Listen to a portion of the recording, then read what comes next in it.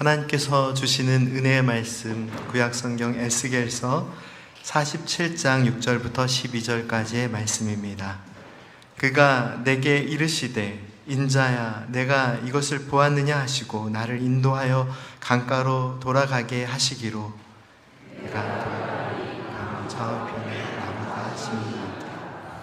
그가 내게 이르시되 이 물이 동쪽으로 향하여 흘러 아라바로 내려가서 바다에 이르리니 이 흘러내리는 물로 그 바다의 물이 되살아 나리라. 이 물이 이르는 곳마다 번성하는 모든 생물이 살고 또 고기가 심히 많으리니 이 물이 흘러 들어가므로 바닷물이 되살아 나겠고 이 강이 이르는 각처에 모든 것이 살 것이며 또 이 강가에 어부가 설 것이니 엔게디에서부터 엔네글라임까지 금을 치는 곳이 될 것이라. 그 고기가 각기 종류를 따라 큰 바다의 고기같이 심이 많으려니와 그 진펄과 개펄은 되살아나지 못하고 소금 땅이 될 것이며. 함께 읽겠습니다. 강 좌우가에는 각종 먹을 바실 나무가 자라서 그 잎이 시들지 아니하며 열매가 끊이지 아니하고 달마다 새 열매를 맺으리니 그 물이 성소를 통하여 나옴이라. 그 열매는 먹을 만하고 그 잎사귀는 약 재료가 되리라. 아멘. 에스겔서는 전체 48장의 내용으로 구성되어 있는데 에스겔 선지자가 하나님의 부르심을 받는 내용으로부터 말씀은 시작됩니다. 에스겔서 1장 1절 말씀을 보면 이렇게 기록되어 있습니다. 30째 해 넷째 달 초닷새에 내가 그발 강가 사로잡힌 자 중에 있을 때에 하늘이 열리며 하나님의 모습이 내게 보이니. 에스겔이 30살 되던 해에 하늘이 열리며 하나님께서 모습을 보여주셨다라고 시작되는 에스겔서의 말씀은 인간의 역사 위에 흐르는 하나님의 은혜 역사에 대하여 기록하고 있습니다. 우리는 지난 한 달여간 하나님께서 부르신 은혜의 공동체로서의 교회, 그리고 주님의 몸된 교회에 지체된 우리 각 사람의 신앙의 모습이 어떠해야 하는지를 말씀의 은혜를 통해 함께 확인했습니다. 새롭게 시작된 이 8월 한 달 동안 에스겔서 말씀을 중심으로 믿음의 삶과 공동체 안에 부어주신 하나님의 은혜에 대하여 말씀의 은혜를 찾고자 합니다. 하나님의 사랑과 회복의 은혜를 이해하기 위해서는 에스겔서에 흐르는 인간의 역사와 그 역사 위에, 그리고 그 역사 속에 흐르는 하나님의 은혜의 역사를 우리는 발견할 수 있어야 합니다.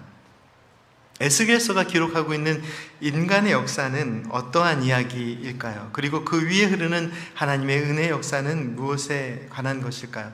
먼저 하나님의 백성들의 죄악과 타락으로 인한 이스라엘 왕국의 쇠퇴와 멸망의 이야기가 인간의 역사입니다. 다시 말해서 불순종과 죄악, 그리고 죄악된 백성들의 그 삶에 대한 하나님의 심판으로 이어지는 그 결과, 또 멸망으로 이어지는 이야기가 담겨져 있습니다. 바로 이러한 인간의 역사의 흐름 위에 에스겔 선지자를 통해 보여주시는 하나님의 은혜 역사는 또한 어떠한 내용일까요? 죄악으로 가득한 인간의 역사가 쇠퇴와 멸망 그 자체로 끝나지 않고 죄인들을 용서하시고 사랑하시는 하나님의 은혜와 사랑, 그리고 회복의 이야기로 이어집니다. 인간은 누구나 역사의 시간 속에서 저마다의 삶의 시간들, 삶의 이야기 속에서 살아갑니다. 그 역사의 시간 속에는 시작하는 때와 성장하는 때, 또 역경과 어려움의 시간들, 그리고 번성, 때로는 쇠퇴, 그리고 다시 재건 내지는 멸망의 이야기들이 담겨져 있습니다. 그러한 인간의 역사 속에서 믿음으로 확인하고 바라볼 수 있는 하나님의 은혜의 역사가 무엇인가? 바로 이 은혜의 역사를 에스겔서는 우리에게 증언하고 있습니다. 오늘 하나님의 말씀은 우리에게 인간의 역사적 시간 속에서 그 역사 속에 흐르는 하나님의 은혜의 역사가 무엇인지를 보여주시는데, 하나님의 사랑과 용서, 그 회복의 이야기가 무엇일까요? 에스겔 선지자가 하나님의 부르심을 받을 당시 이스라엘 백성들의 삶은 죄악과 타락으로 인해 고난과 역경, 쇠퇴함을 계속해서 경험하다가 결국 멸망을 당합니다. 남유다가 바벨론에 의해서 완전히 멸망을 당하여 더 이상 아무것도 바라볼 수 없는, 아무것도 소망할 수 없는 그런 어두운 세대 가운데 에스겔은 바벨론의 포로로 잡혀 있었습니다. 방금 전에 읽어드린 에스겔서 1장 1절 말씀에 내가 그발강가에 사로잡힌 자가 되었다, 이 표현은 에스겔이 바벨론의 포로가 되었음을 의미합니다. 아무것도 보이지 않고 캄캄한 어두움으로 뒤덮여진 그 세상 속에서 포로된 에스겔에게, 아무것도 볼 수 없는 그 세상 속에서 하나님께서 하늘을 여시고 에스겔의 삶에 찾아오십니다. 여전히 인간의 역사 속에는 어두움이 있었으나, 또 바벨론에 포로된 그런 사로잡힘이 있었으나 하나님께서 하늘을 여시고 에스겔의 삶에 나타나셨습니다. 인간의 역사의 삶 가운데서는 포로된 삶, 어둠의 삶이, 그 어둠에 사로잡힌 인생이 있었으나 믿음의 눈으로 하늘을 여시고 그의 삶에 찾아오신 하나님을 바라보는 은혜를 에스겔은 경험합니다. 사랑하는 성도 여러분, 오늘 우리는 어떠한 삶 가운데 사로잡혀 있습니까? 우리가 사로잡혀 있는 삶의 문제는 무엇입니까? 하나님께서 하늘을 여시고 우리의 삶에 찾아오셔서 믿음의 사람들을 하나님의 은혜에 사로잡힌, 삶의 문제에 사로잡힌 삶이 아니라 하나님의 은혜와 사랑에 사로잡힌 그 회복의 삶으로 우리를 이끄시고 계십니다. 우리 모두 인간의 역사의 시간 속에 살고 있습니다. 저마다 삶의 문제들 속에 사로잡혀 있습니다. 그러나 이 세상에 사로잡혀 살아가는 인생이 아니라 하나님의 자녀는 하나님의 은혜를 바라보며 잠잠히 하나님을 바라보며 하나님의 은혜에 사로잡힌 믿음의 삶을 살아야 함을 하나님께서는 에스겔서 말씀을 통하여 우리에게 가르쳐 주십니다.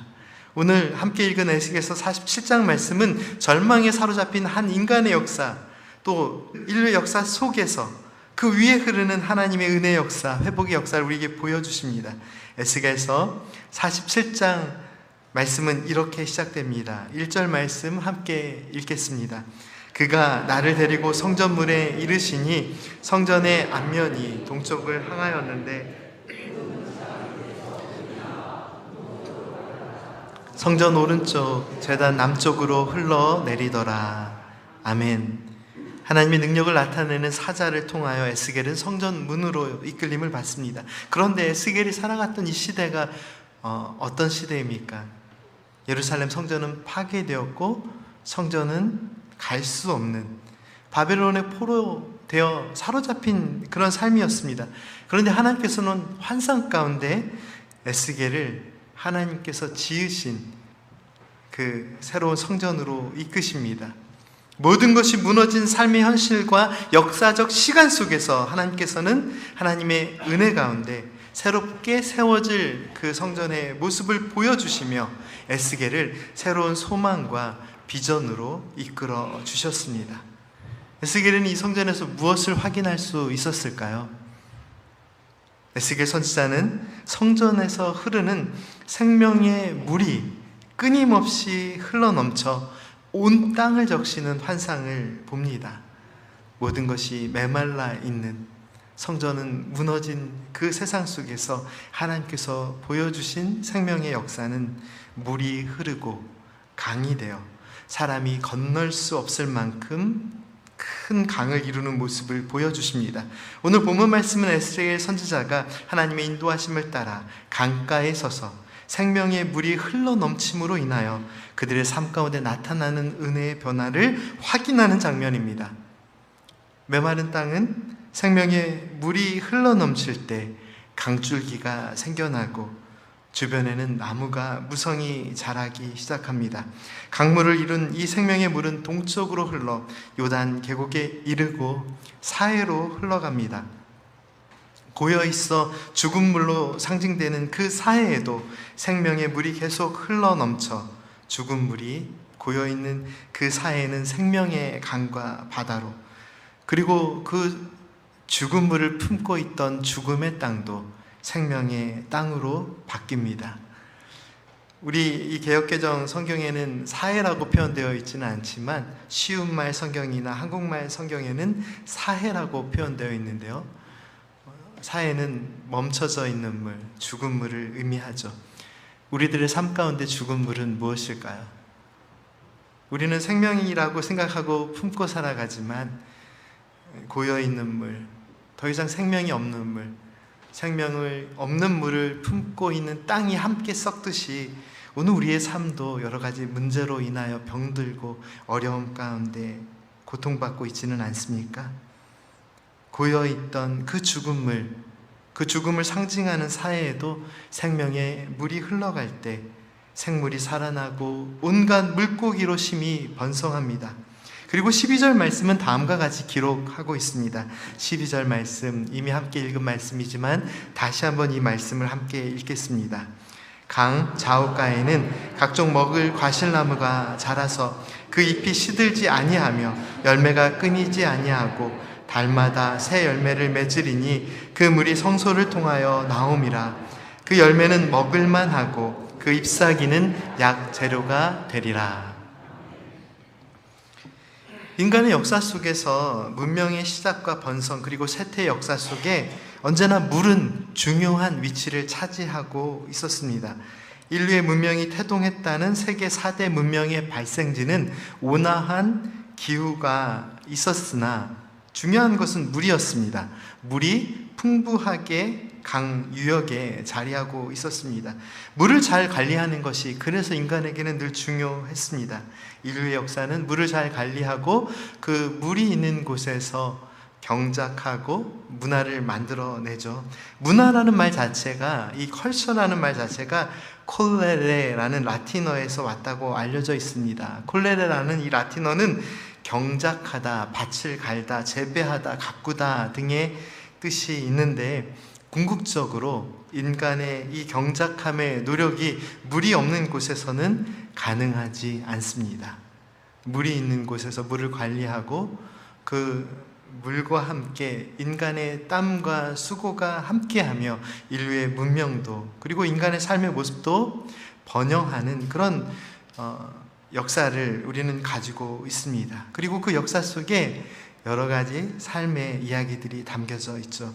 그러나 물이 있다고 해서 항상 바르고 옳은 그리고 행복한 생명의 이야기가 쓰여졌던 것은 아닙니다.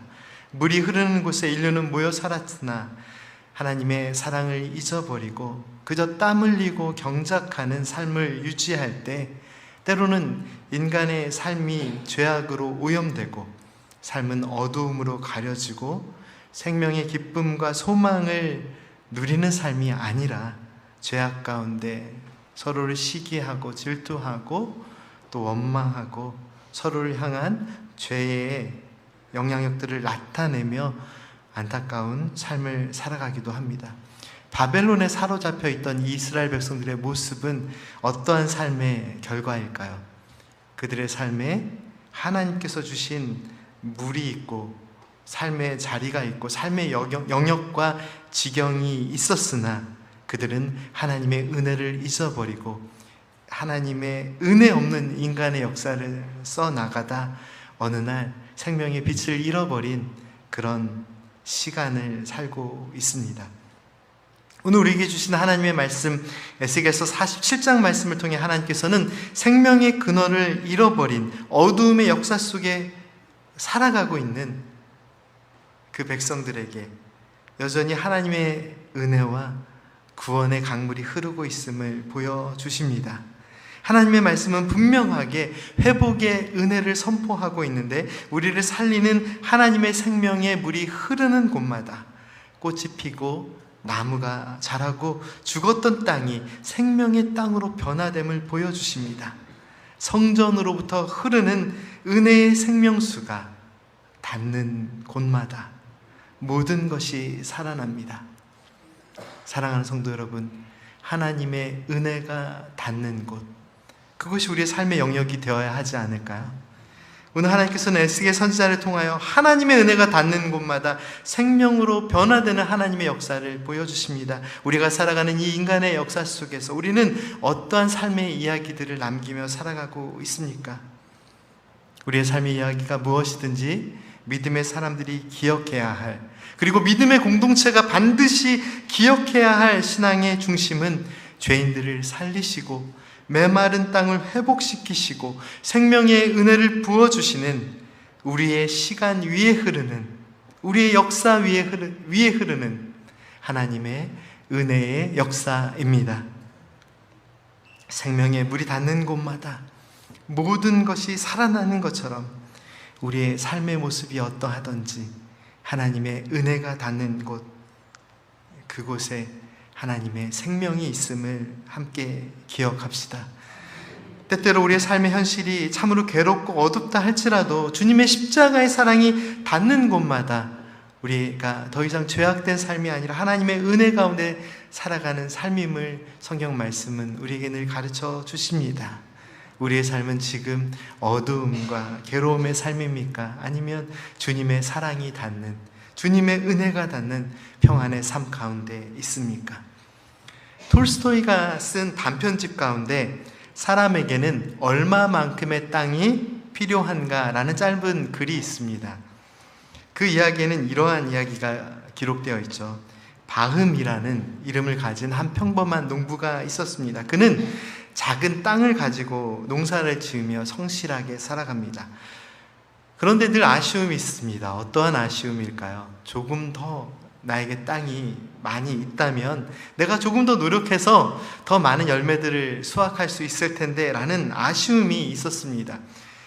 그래서 농부는 땅만 더 가질 수 있다면 내가 세상에 부러울 것이 하나도 없겠구나 라고 늘 생각했고, 심지어 악마도 무섭지 않다라는 생각을 합니다. 그런데 어느 날 이 농부에게 악마가 찾아와 한 가지 제안을 합니다. 하루 종일 걸어서 얼마만큼의 거리를 가든지 다시 해가 지기 전에 돌아오면 그 모든 땅을 주겠다라고 이야기합니다.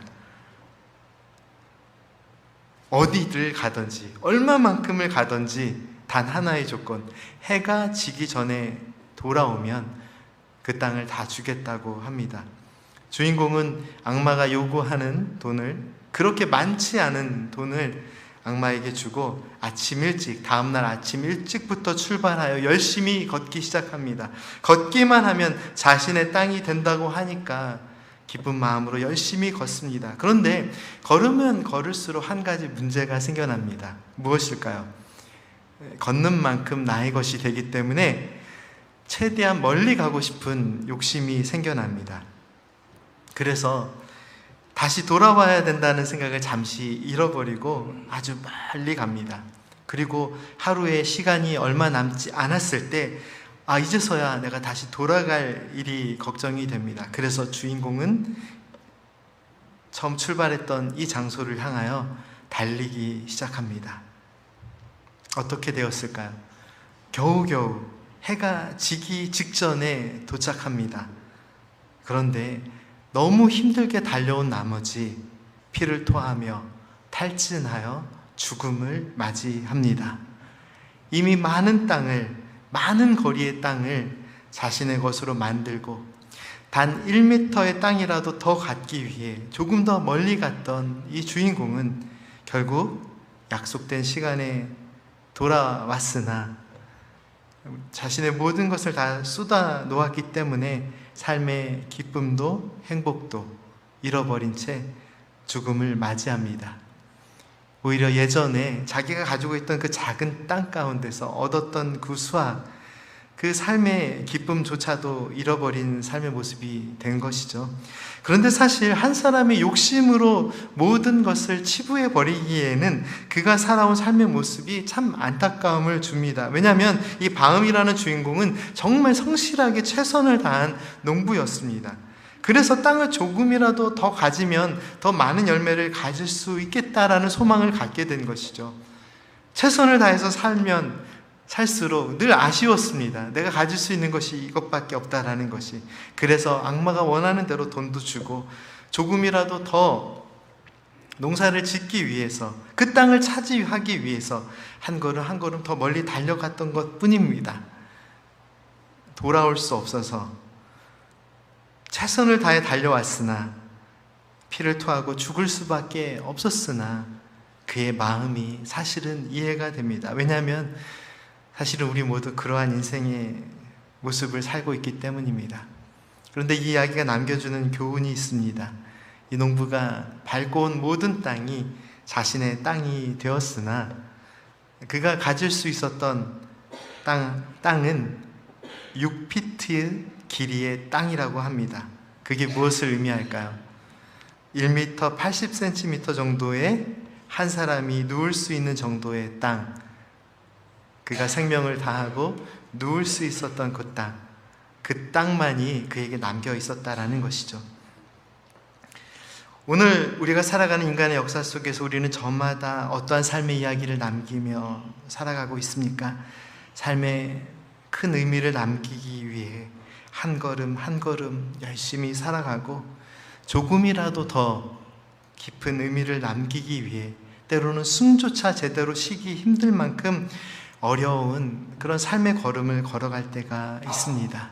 그런데 그렇게 열심히 걷다가 나중에는 그것조차 부족하여 어느샌가 그냥 무조건 달려가는 인생처럼 그렇게 달려가는 인생들이 있습니다.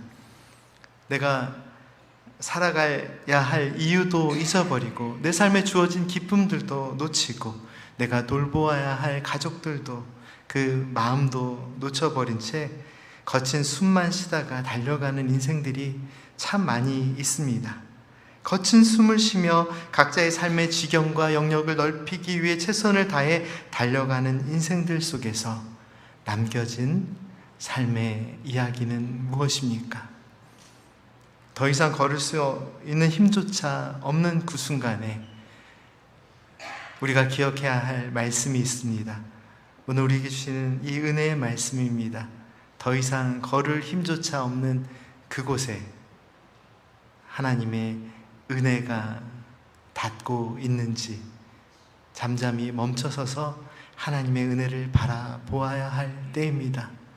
비록 메마르고 거칠고 조금만 더 가지고 있다면 행복할 것 같은 삶의 모습이지만, 그러나 우리의 걸음이, 우리의 다른 박질이 우리를 행복하게 만드는 것이 아니라 하나님의 은혜가 닿는 곳, 하나님의 평안이 다스리는 그 삶, 아무것도 할 수 없어 내가 주님 바라볼 수 있는 그 삶의 모습이라 할지라도 바로 그곳에 하나님의 평안이 있음을, 하나님의 은혜가 있음을 우리는 기억해야 합니다.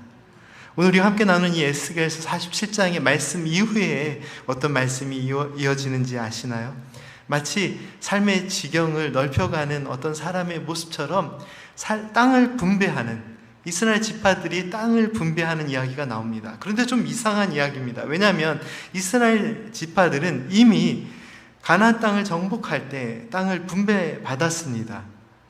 그런데 이제는 땅을 다 빼앗기고 포로된 삶을 살며 지킬 땅이 없었습니다. 그런데 하나님께서는 하나님의 은혜의 강물이 흘러가는 모든 곳을 하나님께서 주시는 은혜의 땅으로 보여주시면서 이 땅을 분배해서 나누어 주십니다.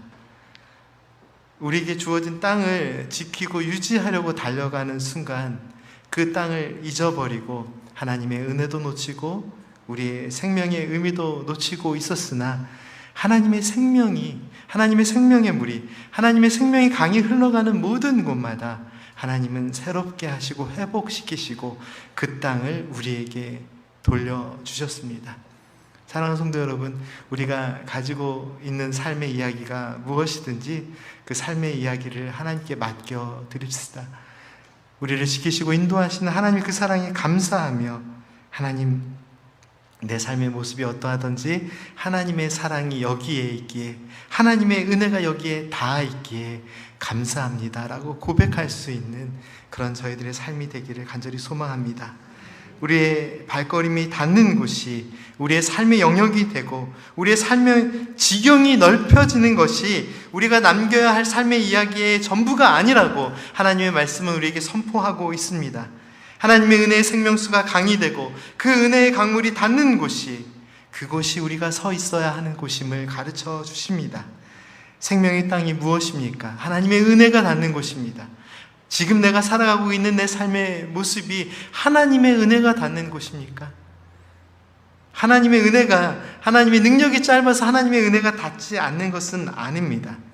그런데도 하나님의 은혜를 놓쳐버리고 하나님의 사랑을 놓쳐버리고 하나님의 은혜와는 상관없는 사람들이, 삶의 모습들이 너무나도 많이 있습니다. 한 뼘의 땅이라도 더 소유하기 위하여, 한 뼘의 무엇이라도 더 남기기 위하여 하나님도 잊어버리고 은혜도 잊어버리고 사랑도 잊어버리고 살아가는 인생의 모습들이 너무나도 많이 있습니다. 그 인생의 결과가 무엇입니까? 모든 것을 잃어버리고 주신 땅도 잃어버리고 생명의 물도 다 썩어져 가고 그저 바벨론에 포로된 인생의 모습만이 남겨져 있었습니다. 그들의 삶 가운데는 예배도 없고 하나님을 향한 감사도 사라졌습니다.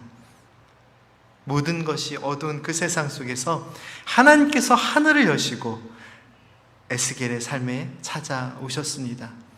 오늘 우리의 절망의 깊이가 얼마나 깊던지와 상관없이 하나님께서 하늘을 여시고 우리의 삶에 찾아오십니다. 우리가 믿음의 눈을 들어 하나님을 바라보기 원합니다. 오늘 하나님의 말씀은 우리의 삶의 이야기 속에 흐르는 하나님의 은혜가 있음을 기억하고 하나님의 은혜가 닿는 그곳에서 참 기쁨과 평안의 삶을 살아가라고 오늘 우리의 삶에 선포하고 있습니다. 함께 기도드리겠습니다. 거룩하신 하나님, 저희들의 삶의 역사 속에서 우리가 남기고 있는 삶의 이야기들이 있습니다. 그러나 그 이야기가 무엇이든지 우리의 삶의 이야기 속에 흐르는 하나님의 은혜를 보게 하여 주옵소서. 우리의 역사 위에 흐르는 하나님의 은혜 역사를 보게 하여 주옵소서. 하나님의 은혜가 닿는 곳마다 우리의 삶을 믿음으로 변화되게 하여 주시고 하나님의 생명의 기쁨이 넘치는 은혜를 허락하여 주옵소서. 죄로 인한 어둠의 삶으로부터 건져주심에 감사를 드립니다. 아무것도 볼 수 없는 캄캄한 그 칠흑 같은 어두운 삶이라 할지라도 주님, 저희들이 멈춰 서 있는 이곳에 하나님의 생명의 은혜의 강이 흘러들어 옴을 믿습니다. 저희들의 가정 가운데 하나님의 생명의 강으로 하나님의 은혜가 넘치게 하여 주옵소서.